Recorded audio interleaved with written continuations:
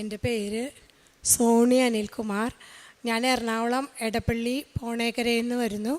ഞാൻ ഉടമ്പടി എടുത്തത് 28/3/2023 ഞാൻ ഒരു ഹിന്ദുവാണ്. പക്ഷേ ഞാൻ വർഷങ്ങളായിട്ട് ഈശോയെ പ്രാർത്ഥിക്കുകയും മാതാവിനെ പ്രാർത്ഥിക്കുകയും കൊന്ത ചൊല്ലുകയൊക്കെ ചെയ്യുന്ന ആളാണ്.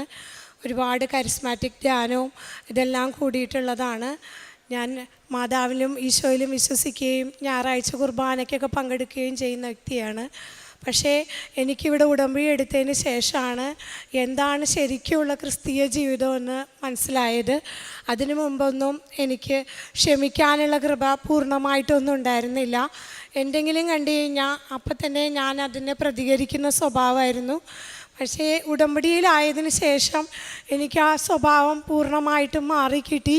എനിക്ക് അങ്ങനെയൊന്നും ഇപ്പോൾ തോന്നാറില്ല.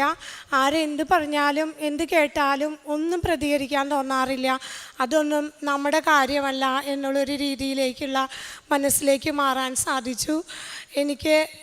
ഞാൻ ഉടമ്പടി എടുക്കാൻ വന്ന ആ സമയത്ത് വളരെ സങ്കടത്തോടുകൂടിയാണ് ഞാനിവിടെ കടന്നു വന്നത്. ഉടമ്പടിയൊന്നും എടുക്കണ്ട, ഒരു ധ്യാനം കൂടിയിട്ട് പോകാമെന്ന് വിചാരിച്ചാണ് ഞാൻ വന്നത്. ഞാനിവിടെ വന്നിരിക്കുമ്പോൾ മാതാവിനോട് പ്രാർത്ഥിക്കുമ്പോൾ മാതാവ് എന്നോട് പറഞ്ഞു, നീ പോയി ഉടമ്പടി എടുക്ക് എന്ന്. അങ്ങനെ ഞാൻ പോയി ഉടമ്പടി എടുക്കാൻ ചെന്നു. പക്ഷെ രാവിലെ തന്നെ വന്ന് ഞാൻ 2 മണിക്കാണ് ഉടമ്പടി എടുക്കാൻ കയറിയത്. കാരണം ഞാൻ ഇവിടെ തന്നെ ഇരുന്നത് കൊണ്ടാണ് അങ്ങനെ പറ്റിയത്. അപ്പോൾ ഞാൻ വരണ വഴി ഒരുപാട് പൈസയൊന്നും കയ്യിൽ കൊണ്ടുവന്നിട്ടുണ്ടായിരുന്നില്ല. ഞാൻ വരണ വഴി ഇവിടെ ക്യൂ നിന്ന ആൾക്കാരൊക്കെ കാശ് രൂപവും സാധനങ്ങളൊക്കെ വാങ്ങിക്കണുണ്ടപ്പോൾ ഞാനതൊക്കെ വാങ്ങിച്ചു. അങ്ങനെ ഇന്നപ്പോൾ ഞാനൊരു ചേച്ചിയോട് ചോദിച്ചു, എത്ര രൂപയാണ് ഉടമ്പടി എടുക്കാമെന്ന് ചോദിച്ചപ്പോൾ ആ ചേച്ചി എന്നോട് പറഞ്ഞു 350 രൂപയാണ്. അപ്പോൾ എൻ്റെ കയ്യിൽ പിന്നെ തിരിച്ചു പോകാനും ഊണ് കഴിക്കാനും ഒക്കത്തിനും കൂടിയുള്ള പൈസ. അപ്പം ഞാൻ ഓർത്തിന് പൈസ തികയില്ലേ എന്ന് വിചാരിച്ച് ഞാനിവിടെ നിന്ന് എണീറ്റ് അങ്ങോട്ട് ചെല്ലുമ്പോൾ തന്നെ എൻ്റെ വീടിൻ്റെ അടുത്തുള്ള കൗൺസിലർ പൈസേട്ടൻ നിൽക്കണു. അപ്പം ഞാൻ പൈസേട്ടനോട് പറഞ്ഞു, പൈസേട്ടാ സോണി എന്താ വന്നതെന്ന് ചോദിച്ചു. ഞാൻ പറഞ്ഞു, ഞാൻ ഉടമ്പടി എടുക്കാൻ വന്നതാ. അപ്പോൾ പൈസേട്ടൻ എന്നോട് പറഞ്ഞു, ഞാനും വന്നത് അതിനായിരുന്നു മോളുടെ കൂടെ. അങ്ങനെ പൈസേട്ടൻ എനിക്ക് വേഗം പൈസ തികഞ്ഞില്ലെങ്കിലോ എന്ന് വിചാരിച്ച് പൈസ തന്നു. അപ്പോൾ തന്നെ എനിക്ക് ഭയങ്കര ഒരു സന്തോഷം തോന്നി. മാതാവ് എന്നെ കൊണ്ട് ഉടമ്പടി എടുപ്പിക്കാൻ തന്നെയാണല്ലോ ഞാൻ ഈ വന്നത് എന്ന് വിചാരിച്ചു. അങ്ങനെ ഞാൻ ഉടമ്പടി എടുത്തു. അവിടുന്ന് മാതാവിനെയായിട്ട് ഇങ്ങോട്ട് വരുമ്പോൾ എനിക്ക് ചന്ദനത്തിരി പിടിക്കാനുള്ള അവസരം കിട്ടി. അപ്പോൾ എനിക്ക് ഒരുപാട് സന്തോഷം തോന്നി. അത് കഴിഞ്ഞ് ഞാൻ ഉടമ്പടിയൊക്കെ എടുത്ത് വീട്ടിലേക്ക് പോയി.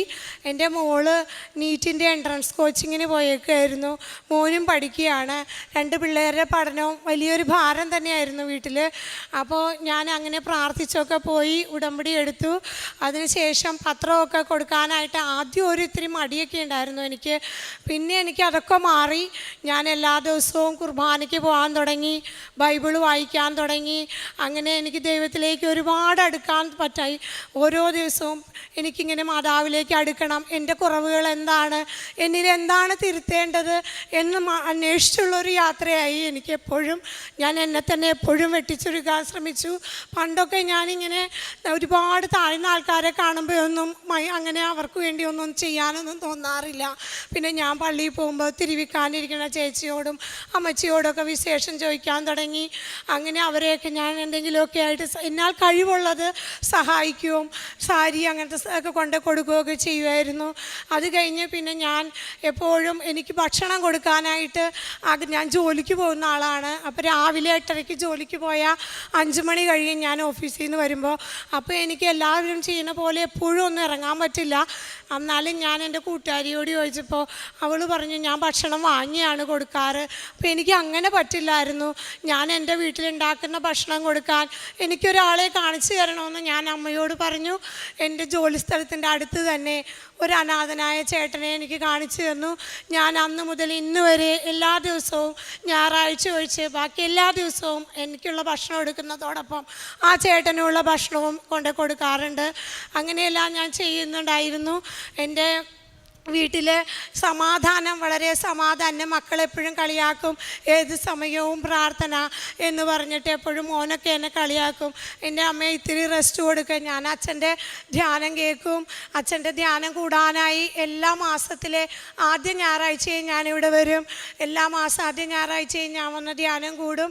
പിന്നെ വീട്ടിലെപ്പോഴും രാവിലെയും രാത്രിയും ഒക്കെ ഞാനിങ്ങനെ ധ്യാനം കേൾക്കുകയും എന്താണ് എൻ്റെ കുറവുകൾ എന്നുള്ളത് തിരുത്തണമെന്ന് ആഗ്രഹിച്ച് ജീവിക്കുകയും ചെയ്തിരുന്നു. അങ്ങനെ ഇരുന്നപ്പോൾ ഉടമ്പടി എടുത്തതിന് ശേഷം ഒരുപാട് പ്രശ്നങ്ങൾ ഒന്നിനു മീതെ ഒന്നായിട്ടൊക്കെ വരുമായിരുന്നു. പക്ഷേ അതെല്ലാം പരിശുദ്ധ അമ്മ എനിക്ക് സമാധാനപൂർണ്ണമായിട്ട് നീക്കി തന്നു. പിന്നെ ഞാൻ എൻ്റെ അമ്മയും ആങ്ങളെയൊക്കെ ആയിട്ട് ചെറിയൊരു മാനസിക അകൽച്ചയിലായിരുന്നു, പൂർണ്ണമായൊരു സ്നേഹത്തിലായിരുന്നില്ല. അങ്ങനെ എൻ്റെ അമ്മ കഴിഞ്ഞ ജനുവരിയിൽ എൻ്റെ വീട്ടിൽ വന്നു. എനിക്ക് പരിപൂർണമായിട്ട് അമ്മയെ സ്നേഹിക്കാനും അമ്മയെ ശുശ്രൂഷിക്കാനും ഒക്കെ അവസരം കിട്ടി. അമ്മയുമായി ടൂർ പോകാനും എൻ്റെ വീട്ടിൽ തന്നെ അമ്മ 6 മാസം നിന്നു. അമ്മ ഈ കഴിഞ്ഞ ജൂലൈ 28 നല്ല മരണം നേടി. എൻ്റെ ഭവനത്തിലായിരുന്നു അമ്മ. അതെനിക്ക് ഏറ്റവും സന്തോഷമുള്ള കാര്യമായി.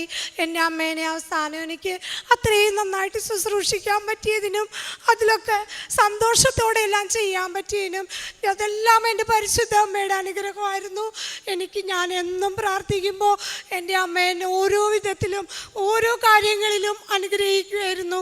അതുപോലെ എനിക്ക് PCODയുടെ പ്രശ്നം ഉണ്ടായിരുന്നു. ഞാൻ പീരീഡ്സ് ആവുന്നുണ്ടായിരുന്നില്ല. ഞാൻ ഒരു കാര്യത്തിനും മരുന്നൊന്നും അങ്ങനെ വാങ്ങിക്കാറില്ല. ഞാൻ തൈലവും ഉപ്പും ഒക്കെ ഉപയോഗിക്കും. എപ്പോഴും എൻ്റെ വീട്ടിൽ മക്കൾക്കാണെങ്കിലും എന്ത് വന്നാലും ഞാൻ ആദ്യം ഇതെടുത്ത് കൊടുക്കും. അപ്പോൾ ഞാൻ അങ്ങനെ ഒരു സാക്ഷ്യം കേട്ടു, ഇങ്ങനെ പീരീഡ്സ് ആവാതിരുന്നത് അവർക്ക് സ്കാൻ ചെയ്യണമെന്നൊക്കെ പറഞ്ഞെന്ന്.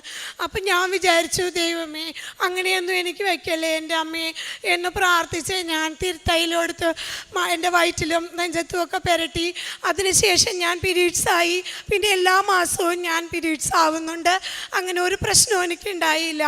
അതെല്ലാം എൻ്റെ അമ്മയുടെ അനുഗ്രഹമാണ്. അതുകൂടാതെ തന്നെ എൻ്റെ മകൾ കഴിഞ്ഞ വർഷം നീറ്റ് എക്സാമിന് പഠിച്ചു. അഡ്മിഷൻ കിട്ടാനുള്ള മാർക്കൊന്നും ഉണ്ടായിരുന്നില്ല. അത് കഴിഞ്ഞ് ഈ വർഷവും പരീക്ഷ എഴുതി. ഈ വർഷത്തെ പരീക്ഷയ്ക്ക് എഴുതിയപ്പോൾ ഇവിടെ വന്ന് ഹോൾ ടിക്കറ്റൊക്കെ ആയിട്ട് വന്ന് പ്രാർത്ഥിച്ചു. അപ്പോൾ ജോസഫ് അച്ഛൻ പറഞ്ഞു, മക്കളെ പോയി രക്ഷപ്പെടുവെന്ന് പറഞ്ഞു. അപ്പം ഞാൻ മോളോട് പറഞ്ഞു, നമുക്ക് ചിലപ്പോൾ അഡ്മിഷൻ കിട്ടിയില്ലെങ്കിലും നിനക്ക് അനുയോജ്യമായത് ദൈവം തരുമെന്ന്. അപ്പോൾ അവൾ പറഞ്ഞു, അതെന്താ അമ്മ അങ്ങനെ പറയണേന്ന്. അപ്പോൾ ഈ വർഷത്തെ നീറ്റ് എക്സാം വളരെ വലിയൊരു സംഭവമായിരുന്നു. നീറ്റ് എക്സാമിന് നല്ല ഉന്നതമായ മാർക്ക് കിട്ടിയെങ്കിൽ മാത്രമേ ഗവൺമെൻറ്റിൽ ഒരു അഡ്മിഷൻ കിട്ടുകയുള്ളായിരുന്നു. അത്രയും മാർക്ക് എൻ്റെ മകൾക്ക് ഉണ്ടായിരുന്നില്ല. അപ്പോൾ ഞാൻ പറഞ്ഞു, നമുക്ക് സാധിക്കുന്നത്, നമുക്ക് അനുയോജ്യമായത് ദൈവം തന്ന് അനുഗ്രഹിക്കുമെന്ന്. അതുപോലെ തന്നെ നിംഹാൻസ് ബാംഗ്ലൂരിൽ എൻ്റെ മോള് എൻട്രൻസ് എഴുതിയിരുന്നു. അവിടെ BSc നഴ്സിങ്ങിന് എൻട്രൻസ് എഴുതിയ ലിസ്റ്റിൽ വന്നു, അഡ്മിഷൻ കിട്ടി. ഞാൻ അമ്മ മരിച്ചതിനാലും അതിൻ്റെ ചടങ്ങുകളൊക്കെ ആയിട്ട് കുറേ ദിവസം നിൽക്കേണ്ടി വന്നു. അമ്മ മരിച്ച് 2ൻ്റെ അന്നാണ് മോളുടെ അഡ്മിഷൻ്റെ മെയിൽ വന്നത്. പിന്നെ മോളെയും കൊണ്ട് ഞാനിവിടെ വന്നു. പക്ഷേ സാക്ഷ്യം പറയാനുള്ള സമയം കിട്ടിയില്ല. ഞാൻ ജോലിക്ക് പോകുന്നതുകൊണ്ട് ലീവ് എടുത്ത് വരാനും എനിക്ക് വലിയ ബുദ്ധിമുട്ടാണ്. ഞായറാഴ്ചകളിലാണ് വരുന്നത്. ഞായറാഴ്ച മോളും ഞാനും വന്നു. അതിനുശേഷം 1-ാം തീയതി മോളെ അവിടെ കൊണ്ടാക്കി. മോൾ അവിടെ സുഖമായിട്ട് സമാധാനമായിട്ട് പഠിക്കണു. അങ്ങനെ എൻ്റെ ജീവിതത്തിൽ, എൻ്റെ കുടുംബത്തിൽ ഇത്രയേറെ അനുഗ്രഹവും സമാധാനവും ഒരു കഴിവുമില്ല. ഒരു സാധാരണ ജോലിക്കാരിയാണ് ഞാൻ. പക്ഷേ എൻ്റെ മകൾ പോയപ്പോൾ എല്ലാ അനുഗ്രഹങ്ങളോടുകൂടി പോകാനും എല്ലാത്തിനുള്ള അനുഗ്രഹം പരിശുദ്ധ അമ്മ എനിക്കും എൻ്റെ കുടുംബത്തിനും എൻ്റെ മക്കൾക്കും തന്ന് അനുഗ്രഹിച്ചതിനെ ഓർത്ത് കോടാനുകോടി നന്ദി അർപ്പിക്കുന്നു. എന്നെപ്പോലെ വേദനിക്കുന്ന എല്ലാ മക്കൾക്കും അമ്മ കൂട്ടായിരിക്കണമേ എന്ന് പ്രാർത്ഥിക്കുകയും ചെയ്യുന്നു.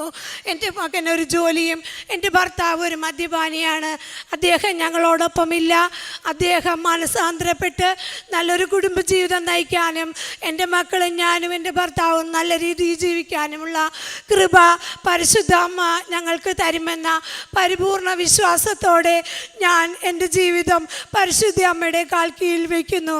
എൻ്റെ ജീവിതാവസാനം വരെ ഞാൻ ഉടമ്പടിയിലായിരിക്കാനാണ് ആഗ്രഹിക്കുന്നത്.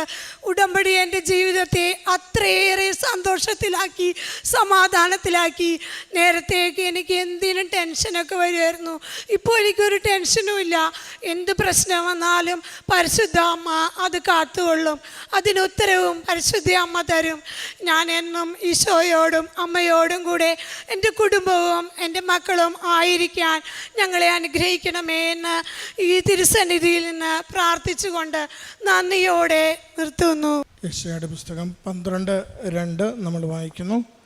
ദൈവമാണ് എൻ്റെ രക്ഷ, ഞാൻ അങ്ങയിൽ ആശ്രയിക്കും, ഞാൻ ഭയപ്പെടുകയില്ല. എന്തെന്നാൽ ദൈവമായ കർത്താവ് എൻ്റെ ബലവും എൻ്റെ ഗാനവുമാണ്, അവിടുന്ന് എൻ്റെ രക്ഷയായിരിക്കുന്നു.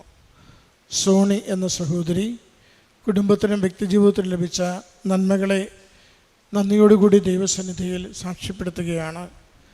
പരിശുദ്ധ അമ്മയെ തിരിച്ചറിഞ്ഞ് ഇവിടെ എത്തുകയും ഉടമ്പടിയെടുത്ത് ജീവിക്കുകയും ചെയ്ത നാൾ മുതൽ വ്യക്തിജീവിതത്തിൻ്റെ സ്വഭാവത്തിൽ ഏറെ വ്യത്യാസങ്ങൾ അമ്മ മാതാവ് വഴി ഈശോ നൽകിയത് സാക്ഷ്യപ്പെടുത്തുന്നു. മകളുടെ പഠന മേഖലയിലുണ്ടായ പ്രത്യേകമായ നന്മയെക്കുറിച്ച് സഹോദരി സാക്ഷ്യപ്പെടുത്തുന്നു. മറ്റുള്ളവർക്ക് നന്മ ചെയ്യുവാൻ കിട്ടുന്ന അവസരങ്ങൾ നന്മ ചെയ്യുവാൻ അമ്മ മാതാവ് സഹായിച്ചതിനെ, ശാരീരികമായിട്ടുണ്ടായിരുന്ന രോഗത്തെയും പരിമിതിയെയും അത് പൂർണ്ണമായി സൗഖ്യപ്പെടുത്തി പൂർണ്ണ ആരോഗ്യത്തിൽ ജീവിക്കുവാൻ അനുഗ്രഹിച്ചതിനെ മകൾ സാക്ഷ്യപ്പെടുത്തുകയാണ്. അക്രൈസ്തവ സഹോദരി പ്രത്യേകമാവിധം നമ്മോട് പറയുമ്പോൾ വിശ്വാസത്തിൻ്റെ ആഴമാണ് ബോധ്യപ്പെടുത്തി തരുന്നത്. എത്ര കണ്ട് അമ്മ മാതാവിൽ ആഴപ്പെട്ട് സ്നേഹിക്കുകയും വിശ്വസിക്കുകയും ചെയ്യുന്നു. അമ്മയുടെ അരികിൽ വന്ന് പ്രാർത്ഥിക്കുന്നതൊക്കെയും കുടുംബത്തിനും ജീവിതത്തിനും അനുഗ്രഹമായി തീരുന്നു. ക്ലേശങ്ങളെ സഹിക്കുവാനും ഭാരങ്ങളെ ലഘൂകരിച്ച് കിട്ടുവാനും അമ്മ മാതാവ് എത്ര കണ്ട് സഹോദരിയെ സഹായിക്കുന്നുവെന്ന് സാക്ഷ്യപ്പെടുത്തുന്നു. മാനുഷികമായി അസാധ്യമെന്ന് കരുതിയ ജീവിതത്തിൻ്റെ പല മേഖലകളിലും പ്രശ്നങ്ങളിലും അമ്മ മാതാവിൻ്റെ ഇടപെടലിലൂടെ ദൈവകൃപയിൽ ഓരോ കാര്യവും നിവർത്തിച്ച് കിട്ടുന്നതിനെ നന്ദിയോടുകൂടി ഏറ്റുപറയുകയാണ്. ഈ സഹോദരിക്കും കുടുംബത്തിനും ലഭിച്ച എല്ലാ നന്മകളെയും ദൈവസന്നിധിയിൽ സമർപ്പിച്ച് അമ്മ മാതാവിനും തിരുക്കുമാരനും നന്ദി പറഞ്ഞുകൊണ്ട് ഈ സാക്ഷ്യം നമുക്ക് കരഘോഷത്തോടെ സമർപ്പിക്കാം. അത്യപൂർവ ദൈവാനുഭവങ്ങൾ ഇനി നിങ്ങൾക്കും സ്വന്തം. ഈ യൂട്യൂബ് ചാനൽ ഇതുവരെ സബ്സ്ക്രൈബ് ചെയ്തിട്ടില്ലെങ്കിൽ ഇപ്പോൾ തന്നെ സബ്സ്ക്രൈബ് ചെയ്യുക. ഈ വീഡിയോ ഇപ്പോൾ തന്നെ നിങ്ങളുടെ സുഹൃത്തുക്കൾക്ക് ഷെയർ ചെയ്തുകൊണ്ട് കർത്താവിൻ്റെ പ്രേക്ഷിതരാകുക.